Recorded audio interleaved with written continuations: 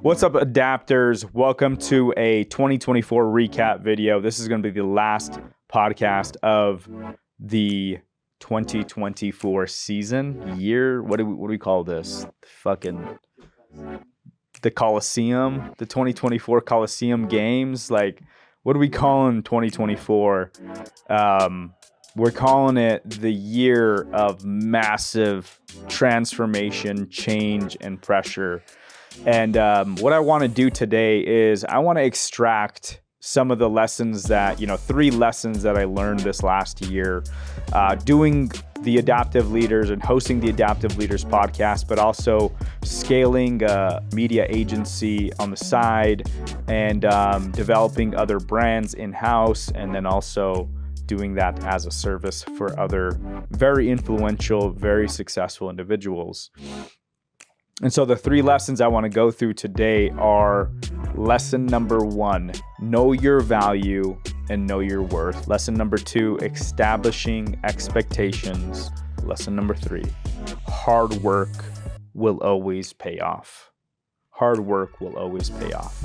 And what is opportunity luck as a subsection of that? So these are the 3 lessons I want to go over, and I want to share with you guys. I want to bring you guys some value, learn from my mistakes, learn from my experience, and learn from, hopefully taking some things that you can apply to your own life. And as we're transitioning to the new, the 2025 season, or this next year, 2025, I'm hoping that this will bring somebody either on my podcast end or on the video end on my YouTube channel. So thank you guys for spending the time today. Thanks for taking the time to listen to this. Thank you for tuning in, however you are tuning in. So let's dive right into it. First, know your value, know your worth. This last year has been filled with a bunch of new engagements, new connections, new people. I've been engaging and interacting with people from a ton of different echelons, from the ultra successful to the world renowned to the been in the thought leadership space for 15 years or at the top of their game. It's been a whirlwind. And with that, I've had to remind myself to know your value, know your worth, and show up in a way where you are not being undervalued, where you are not being sold or, I don't want to say extorted, but maybe the word is where you're not being taken advantage of. If you've built yourself to a certain skill level, if you have been in the trenches, if you have worked hard, if you had showed up day in and day out for years and years, and you've been at your craft, those individuals should know very, very quickly that you are worth your salt. And I want to start off this lesson with sharing a good story that I like, a story that I like that will portray or that shows this lesson. Before he died, a father said to his son, "Here is a watch your grandfather gave me. It's almost 200 years old. Before I give it to you, go to the jewelry store in the city. Tell them I want to sell it and see how much they offer you." The son went to the jewelry store, came back to his father and said, "They offered $100 because it's so old." The father said, "Well, try the pawn shop." The son went to the pawn shop, came back to his father and said, "The pawn shop offered only $20 because it has a scratch." The father asked his son to go to the museum and show them the watch. The son quietly questioned his father's judgment, but still willing to act on his last wishes, he went to the museum. When he came back, he said to his father, "The curator offered $375,000 for this very rare piece to be included in their precious antique collection." The father responded, "I wanted to show you that the right place will value you in the right way. Don't find yourself in the wrong place and get angry because you are not valued. Never stay in a place where someone doesn't see your value or you don't feel appreciated. If you don't know your value, you will always settle for far less than you deserve." When you're on this journey of whether you're corporate America, whatever you do in your profession, it's important that you know your value. And so one of the things that I recognized at a young age is, and the reason that I did decide, hey, I want to be an entrepreneur. I want to build businesses. I want to figure out things and bring value and build my skill sets, was it became very apparent that when given the opportunity, especially in corporate America, they will undervalue you and they'll replace you like this. You know, it's very quick. And so if you don't know your value, they will not tell you your value. One quick barometer or way to measure this is go do a Google search on the median average salary of your position. And if you are within $10,000 of that, then you're lucky. But most people are probably below 20, 30% of what the median market salary is in this country. So know that you're probably being underpaid right now. That's a tough pill to swallow, right? Knowing that, let's say you've been in this position for 10 years or 5 years or 3 years, it doesn't matter. You're really good at what you do. If you're listening to these podcasts, if you are all about personal development, self-development, or professional development, then you are investing in yourself. You are being more conscious about what you put in your body. You are reading. You are advancing in your mental skill sets, your physical skill sets, your professional skill sets, your emotional skill sets. You are growing. And so you are somebody of value. It's hard to hear that you may be undervalued right now in this moment. And so being very clear, whether it's professional or in business and entrepreneurship, you've got to be very clear on the value you bring. And you've got to be very clear on offering and not undervaluing yourself. And that's the biggest thing. I don't think it's as bad for somebody externally that you have no control over to undervalue you. But if you yourself know that you're worth more and know that you know, without you, this wouldn't have happened. And without you, this business deal wouldn't have gone through, or you're selling and you're bringing in millions of dollars of revenue to a business, and you yourself don't feel like you're getting anything in return or getting paid what you're worth, then go out and get what you're worth. Know your worth, know your value. And it's very important that when you do find that inner compass of like, this is who I am, this is the value I bring, these are the skills that I have, and this is what I should be paid, or this is what I should be valued at, that then you're able to communicate that to everybody around you. And then when you have those two things together, you become a more powerful person. You become more empowered. You become more confident, right? And not confident in a way where it's delusion, confident in a way where when you say something and you, let's say, you say, if I am in this position, we are going to increase market value, or we are going to increase the sales in the business, or we are going to be this percentage more efficient, and then you go out there and you prove that. That's the confidence I'm talking about. So you know your worth, and then also on the opposite side of that coin, right? Because this can feel very empowering. I want to hit both aspects of this, because the empowering part is you're undervalued right now, but then here's another side of that same sentiment, right? Which is maybe you're over indexed right now. Maybe you're overrated. Maybe you're overvalued right now. And so without mentors, without somebody in your life that they can give you a direct signal and say, hey, look, this is way more. We are paying you way more than you're worth. Maybe let's bring this down as you're learning the skills, or, in a lot of positions, as like, let's say you're seeking out a mentor in this stage of your life. A lot of people are like, I could never do work for free. Why not? Why wouldn't you take an apprenticeship model if you were able to study with the best in the world?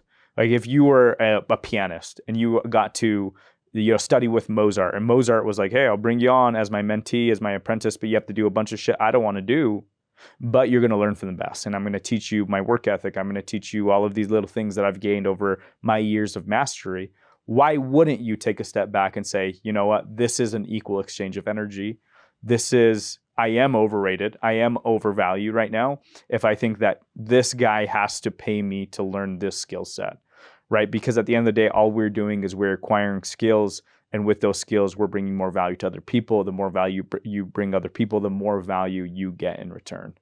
Right? I'm not saying go out there and tell people your services are going to cost $1 million and you can't give them $100 of value. Right? This is being very clear, being very self-aware where you currently are, knowing your worth. Even again, if you're overvalued, maybe recognize that you're overvalued or overrated at this point. And that's going to be a harder pill to swallow. It's very rare for an individual to step in any situation or scenario and say, I'm overrated. That's very rare for a person to have that much self-awareness. They usually need mentors. They usually need people in their circle that are very fucking direct and can give very clear signals and let them know, hey, you're out of line. Hey, what's going on? You're not showing up. Hey, you know, this last 6 months, you've been doing X, Y, and Z, but you've been complaining, you've been playing victim, but you haven't been showing up and giving 100% or giving your best. So that's the first lesson that I wanted to share with you guys. The second lesson I want to dive into is establishing expectations. I think as a leader, as a business owner, as an entrepreneur, you have to be very, very clear and over clarify expectations. And you have to over clarify what you can produce and what you want in return of those productions. So establishing expectations was a reoccurring theme in my life this year. Whether it was hiring talent in another state because we needed somebody to do interviews for another show that I produce, and being very clear on this is what we pay, these are the expectations in return, what we need from you to deliver for us in return, these are the dates, these are the times.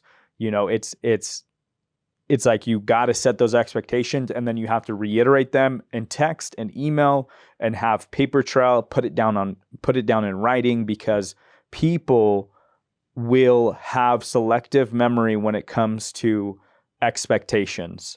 And I don't know if this is nature, nurture, intrinsic, learned, if this is just how we act, but we are always trying to take more off the table than what we have.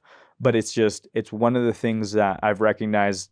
If I'm not setting and resetting and reclarifying and over communicating the expectations of all parties involved, again, that's one example. Another is your client, bringing on a new client. What are the expectations? Have them written, reiterate that in conversation, over meetings, quarterly meetings, annual meetings.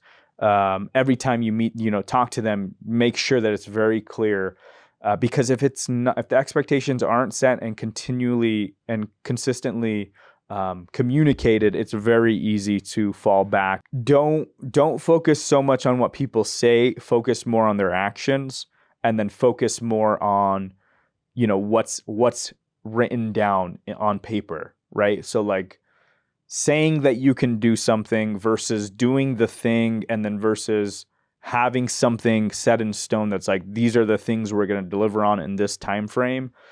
The words are so they don't have a lot of impact, and they don't have a lot of value. So talk is cheap, actions are medial, even because people can fake it for months or weeks at a time, and then patterns are gold. So you've got to really recognize that the gold lies within the patterns. And so setting expectations, watching people's actions, and then seeing their patterns, that's generally the person you're in business with, the person that you've hired, the person that is on your team, the person that's going to be on your team that you're potentially trying to hire, the people that you're collaborating with, right? Anyone can say, yeah, we'll show up when you need us, or they can even give you a definitive date and a time. But if there's no contract in place, if the money hasn't been exchanged, if there's no agreement, and it's all word of mouth, and you're banking on that, then you're going to go broke. So the second lesson is definitely establishing expectations. It's really interesting too how many times that I establish an expectation, and how many times that expectation was expanded, right? Whether it was like scope creep with a client, or whether it was somebody saw that you're in a good position, so they try to double, triple their the general agreement amount. It just happens all the time. So resetting those expectations, and sometimes when it's so blatant that person has crossed a line, because really what you're creating is boundaries. The expectations are there not for you to control anybody, but just say, hey, these are the parameters in which we are doing business. If you step out of these parameters, you are out of line, right? So that's the reason you want to establish really clear expectations, really clear boundaries. You want other people to know when they show up, when they're with you in relation to you, how do they treat you? How do they expect to be treated back? What value do you bring? What value don't you bring? I just want to know what you can do for me and what I can do for you, and vice versa, right? So that's lesson number 2. That's, for me, it's been really helpful. So I would say, as before doing anything, first, verbal agreements are great, but they're secondary to contractual agreements, and contractual agreements are secondary to the results that somebody actually gives you. And then, lastly is like when that repeated results, the repeated expectations have been met, that's gold. If you meet somebody, and I have done this in the last year where I was working with somebody where we had no contracts in place, that we had not one written contract in place, but we held up both of our ends of the agreement. And that, my friends, is very rare. So I want you to learn from my mistakes, because my mistake was thinking that you could repeat that, and that you could attract people that would, word of mouth is good enough, right? And then when that partnership, or when that relationship started coming to an end, I recognized that the reason that we stopped, we were no longer aligned in the relationship in relation to each other, was because our expectations and our communication it was so off. One of us expected that the other was going to do so much for, X amount of dollars. And then that increased and increased. By the end of it, we were doing work for 2.5 clients worth of work, but getting paid the same amount of monetary as one client, right? So we were 2.5xing the upside for my business, it's a bad place to be in, right? And some people will recognize that as like scope creep, or like doing more than what the agreement was. So learn from my mistake, set those expectations, put it in paper, and revisit those monthly, quarterly with your clients. Just, go back and say, hey, look, this is what we're doing. Are we good? Are you happy with the results? What else do you want to see?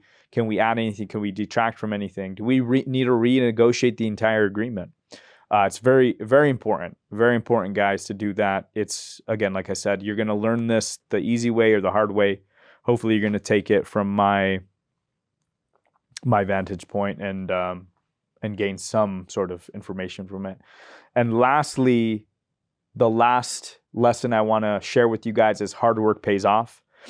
You're not going to find anybody more pro hard work than me. There's no one that you're going to speak with, that you're going to talk to, that does not believe in the ability to have all aspects of your life perfectly balanced. I just don't believe that's actually possible. I don't think that's a part of our human experience.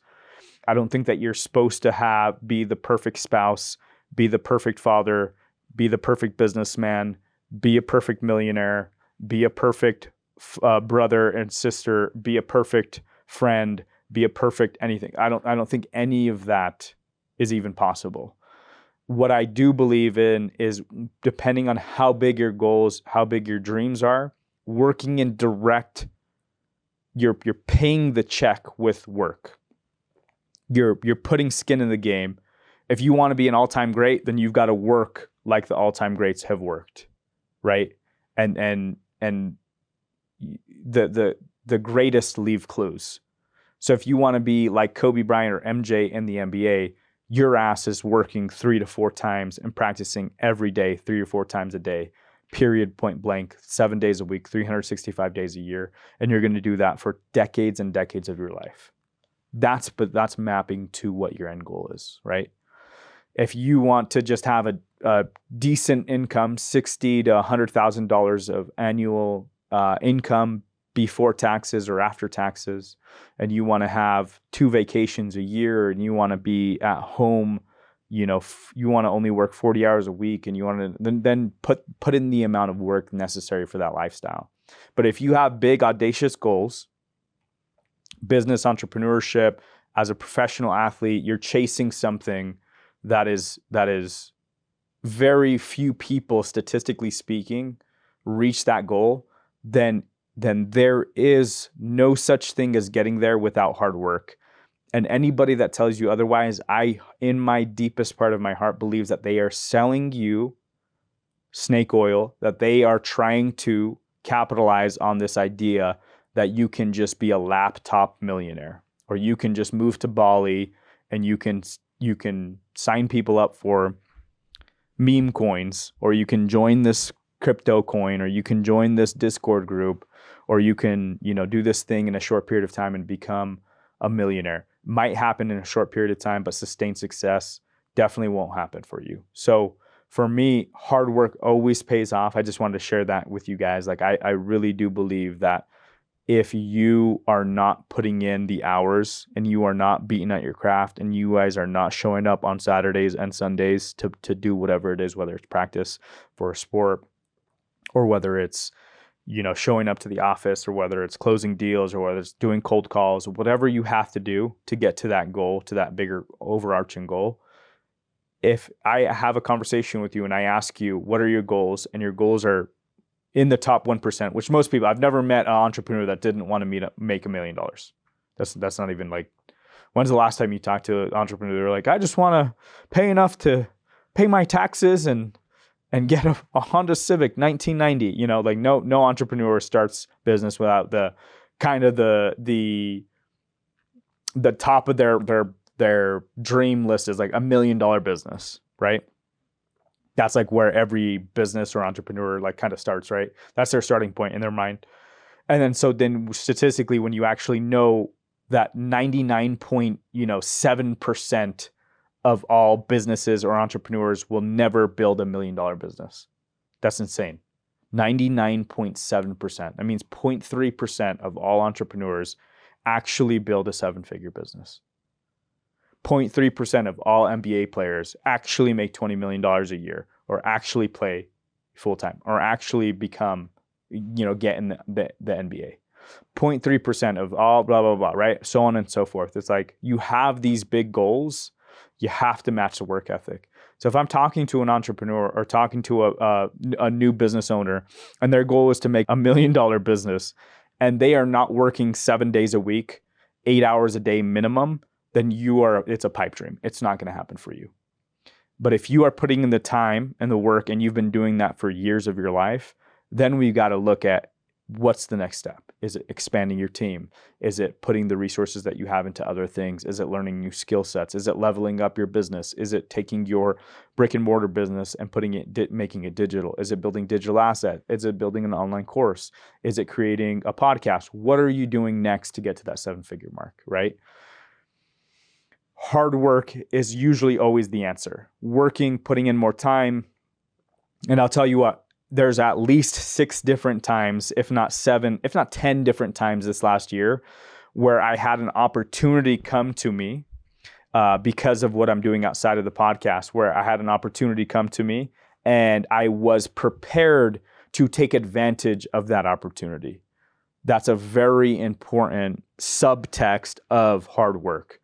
Many people think that people who get success or gain some sort of platform or footing in their industry, in their business, to where they do get to 7 figures, that they were lucky, that those guys were lucky. And most times it was a little bit of luck that played a role in it, but the other part of it was opportunity luck. So their ability to rise to the occasion of this opportunity.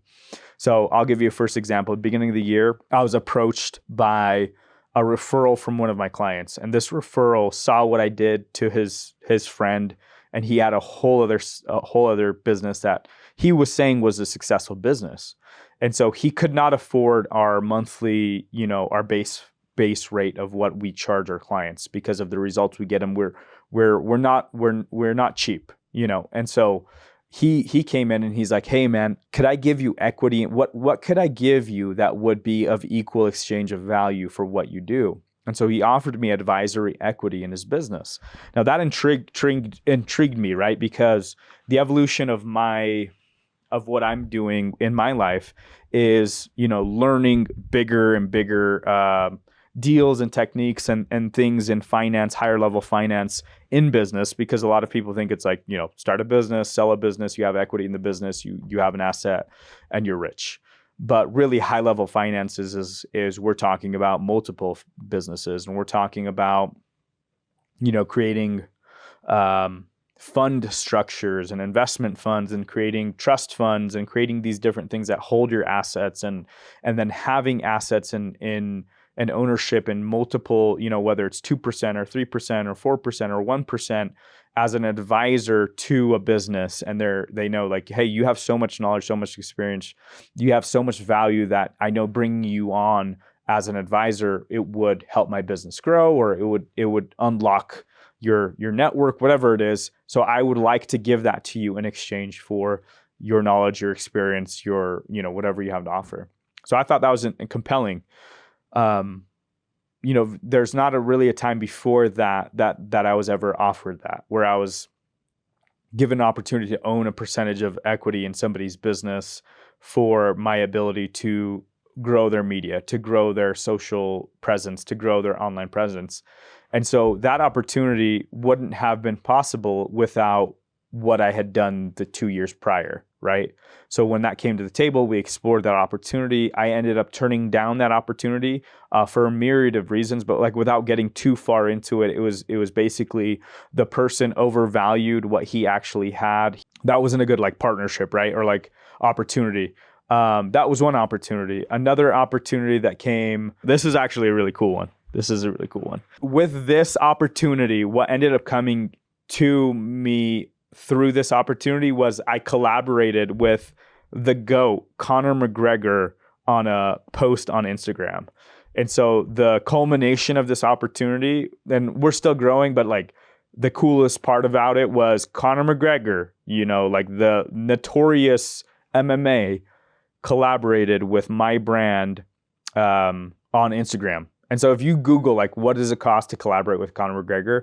It's like 150,000 euros, right? So we got that much value, which I would say arguably is way more. I would say his sponsorship fee is in the 7 figures, but he collaborated with our brand. And so the opportunity was, I was invited to a combat sports event. We show up there, we recognize the media landscape, the shows, the faces, the figures, the interviewers that are a part of this are very infant. No, there was no Joe Rogan for the UFC for BKFC. There's no one that has millions of followers, that has a ton of traction, or gets tens of millions or hundreds of millions or billions of views on their platforms. And so for me, when I saw that this is the most exciting sport that I have seen in combat sports, and I saw that the media was very new. We'll just leave it at that. I was like, we've got to launch another show to put some skin in the game, because I believe that I can build the #1 bare knuckle combat sports show. That's what I believe, based off of my skill set, based off my team, based off of everything that we've done and the results we've gotten in other categories and genres.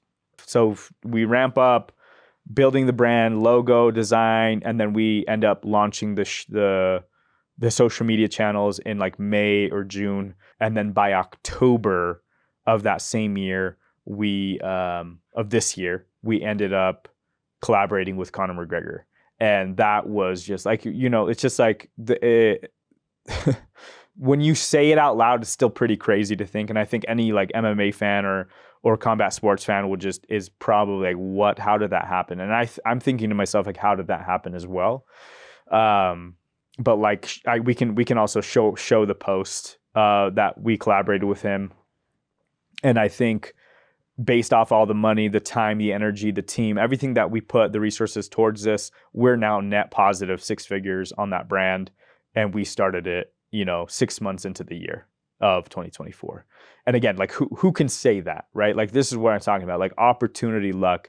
It was all the hard work, all the skills, learning this industry inside and out, finding the blind spots, finding the opportunities, finding that stream of like, what is going to be different? How are we going to differentiate ourselves from everybody else in this sport?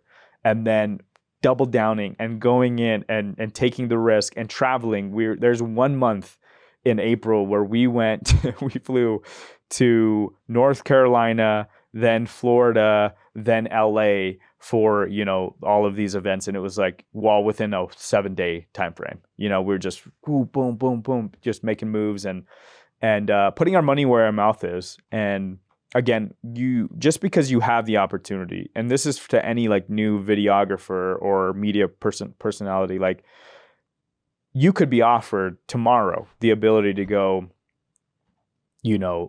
shoot for somebody. Like, let's say Tony Robbins is like, hey, I'm looking for a new videographer.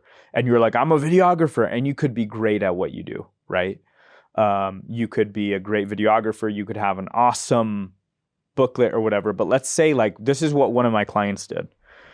Let's say that they're like, I need somebody last minute, fly to Australia, Sydney, Australia, or fly to, Paris, France.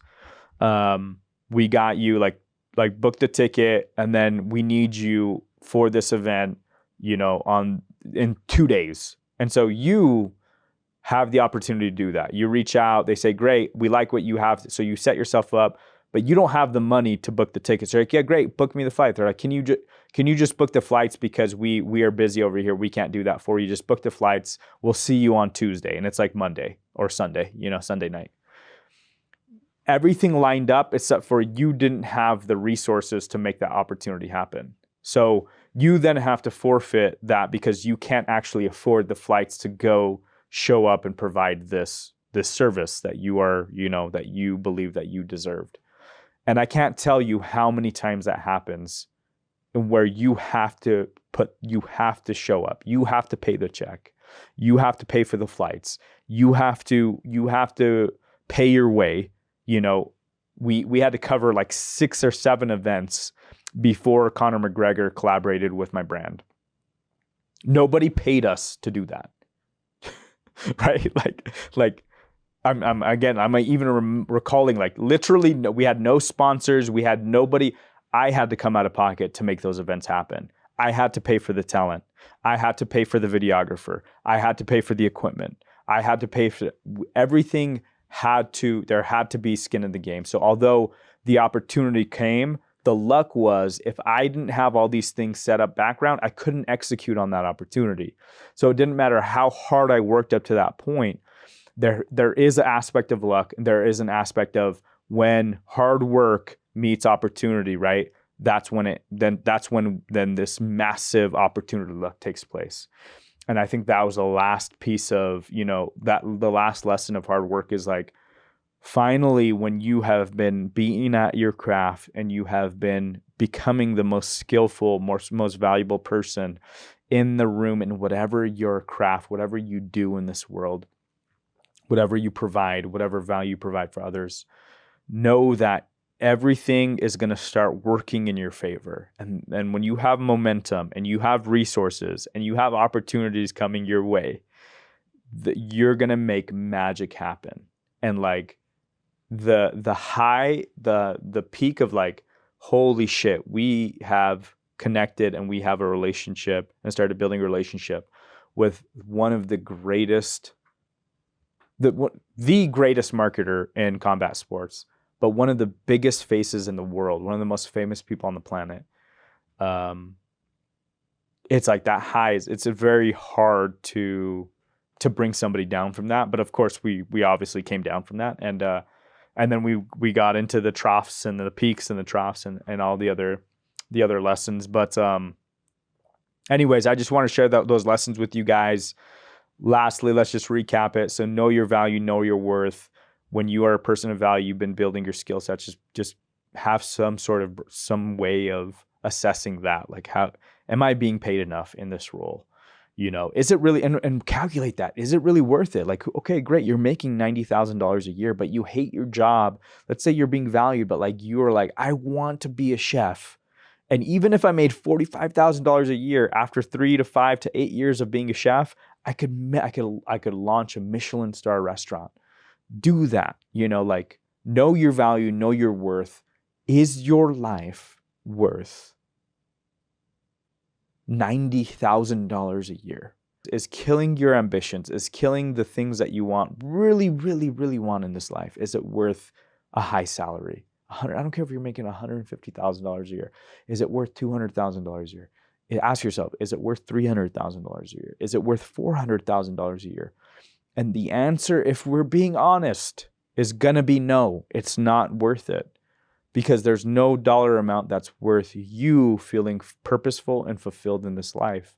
So know your value, know your worth, chase your dreams. Lesson number 2, establishing your expectations.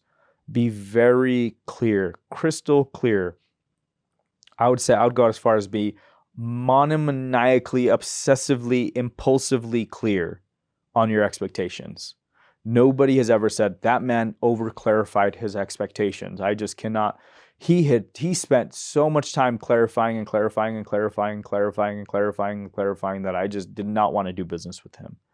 Both people involved in all aspects will be grateful for the clarity, for the transparency, for the direction, right? And then again, don't be jaded, which is very easy to do when people step out of line. Just bring them back in. If they step out too many times, then send them on their way. Lesson number 3, hard work always pays off. I'm going to tell you this, right? So I've been in business, in entrepreneurship in some form or another since I was 18, right? I've been in this game for 14 years, 12, 13, 14, whatever, a long time. A short time in like the grand scheme, long time in like for the general people that are watching this that have not been in entrepreneurship. I'll tell you what, I would say 9 out of the 10 people that I talk to that ask questions of like, how do I get more sales? How do I close deals? How do I collaborate with Conor McGregor? How do I build a brand that gets hundreds of millions of views? How do I build a top 10% podcast? How do I make 6 figures? How do I make $10,000 a month? How to make $20,000 a month? How to make $40,000 a month? How do I increase whatever? The answer to those questions all come back to the amount of effort, intention, and hard work that you're putting in to figuring it out. Listen, your average 40 hours a week are not enough to get you to the next phase, next step, next level of your life. It's just not enough fucking time. Listen to me. It's not enough time. Everybody's working 40 hours a week, whether they're in their day job or they're in business. That's the bare minimum. That's literally the bare minimum. Okay? You have to put in more time. You have to work harder. I know some of you are always like, are you serious? There's no way I can work harder. I swear to God, if somebody was watching you guys work, if somebody was there to monitor your moment to moment, minute to minute, hour to hour tasks, when you're on task, when you're off task, I would bet that literally 99% of you guys that are wanting to get further and just can't figure it out, if they were to dissect your day-to-day, you are not on task enough of the time and you're not as intentional as you think you are. And if, again, like I said, if somebody was watching you, or if they were, there's some way to monitor your actions, it would probably be the underlying of, you've got to put more time, be on task more often, and work harder, and give up your weekends, and give up the parties, and give up all the other shit. But we're not going to get into that.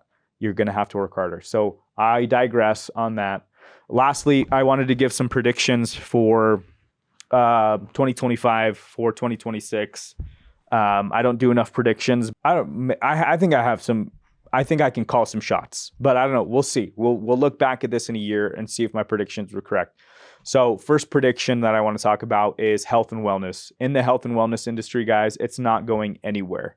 Health and wellness is literally not going anywhere. If anything, double down on health conscious businesses, double down on health conscious restaurants, double down on anything to do with trends that are going to keep you in physical shape, nutrition that's going to help you lose weight, help you have a higher mental acuity. Anything to do with health and wellness general is just going to go up. And watch this, 2025, when RFK Jr. gets put in position as the USA Human Health Service, what is it? The Secretary of Healthy Human Services, when he gets put in position, and these businesses are going to start getting their food dyes banned, and their just everything is going to start being affected. The big box companies, the big grocery stores that are selling poison, the products, the ingredients in your food, when it starts to actually fluctuate, and we start getting that mass awareness to the food and the convenience stores that we go to and the fast food chains that we go to, and how bad that food is to put into our bodies. All of these different products that are going to come out, the businesses that are going to be that are going to flourish or come out of this, is going to be a game changer. And if you can ride that wave, you're gonna capitalize on it. Whether it's your own health, your own fitness, your own wellness. If you do that, double down on yourself, but also look at other opportunities around you. And then one quick shout out to Trace Minerals. What's the other product that you like? Trace Minerals. I'll just show you a bunch of products that they sent us. So Trace Minerals sent us a bunch of products. And the two that really stood out to us were, all right, so we got the powder pack. Sorry guys, and if you're listening, what we're doing over here is I'm just placing these somewhere on set where you can see them. So big shout out to Trace Minerals for sending us some supplements. I wanted to give you guys a quick shout out. The two products that are really outstanding out of everything they sent, the Power Pack, which is mixed berry flavor, tasted good. It tasted a lot better than I thought it was going to taste. The magnesium glycinate, this one I just tried today. I really like it so far. Okay, I'm going to pull these down as I'm talking about them. The keto electrolyte, I haven't tried that yet. Looks interesting.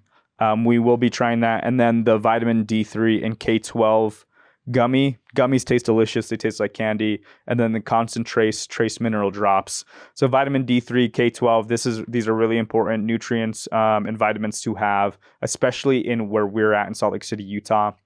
It's winter time now, so we get very little sun, and we don't get as we're not outdoors as much as we like. So it's important to keep the D3, the vitamin D3, the vitamin D in our body for mental health, for to avoid that kind of what is that called, the Utah depression, like the seasonal depression, to keep that down. So it's been helpful there. And then the concentrates, the trace mineral drops. This is just important because I don't think any are water anymore, especially if it's filtered, especially if it's distilled, especially if it goes through any process.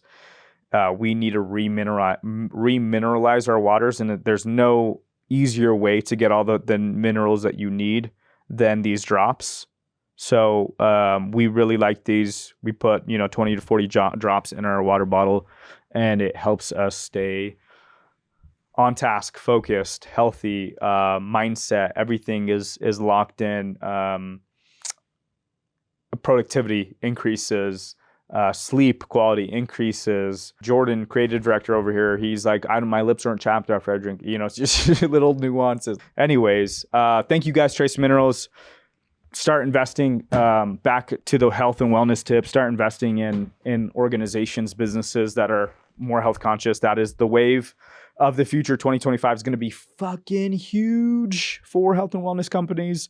Everybody, cereal companies, food products, whatever it is, consumer packaged goods, like they're coming for you, dog.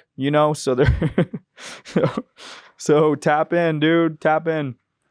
Okay, next prediction that I'm going to have for 2025 is there is a sport that has been just right under the surface, and it's right, like you guys are going to know about this sport more. And so my prediction for 2025 is that this organization is going to it's going to set, let's see. So for you guys that are not here, what I did is I put on a hat, and that hat has 4 letters, BKFC. What is my prediction? This combat sport will start to become a household name in 2025. And everybody that I've spoken to, that follows me, that watches my stories, that sees what we did, that sees, the other brands that I'm scaling, follow me at It's Josh Sanchez on Instagram, and you're going to see the other brand that I'm scaling and launching in bare knuckle fighting. We're covering the most exciting combat sport, but this brand right here, these guys are holding bouts in Italy. They're holding bouts in Dubai. They're holding bouts in Spain.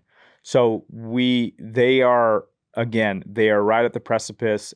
2025 is where they're going to start cementing that. They've already built the foundation. The rocket ship's being built. 2025, that rocket ship is taking off. And again, Conor McGregor is a co-owner of this. Mike Perry is the face, the king of violence of this sport.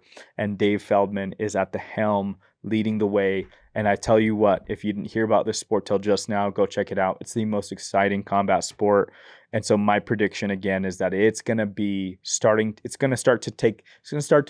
going to start hearing a little bit more about BKFC than PFL. You're going to start hearing a little bit more about BKFC than karate combat. You're going to start hearing a little bit more about BKFC than slap. You're going to start hearing a little bit more about BKFC than the jiu-jitsu competitions. So keep an eye out for BKFC. And guys, thank you so much for tuning in to another episode. That has been 2024 recap. I just want to share, I just want to tell you guys that I'm so grateful to have this platform.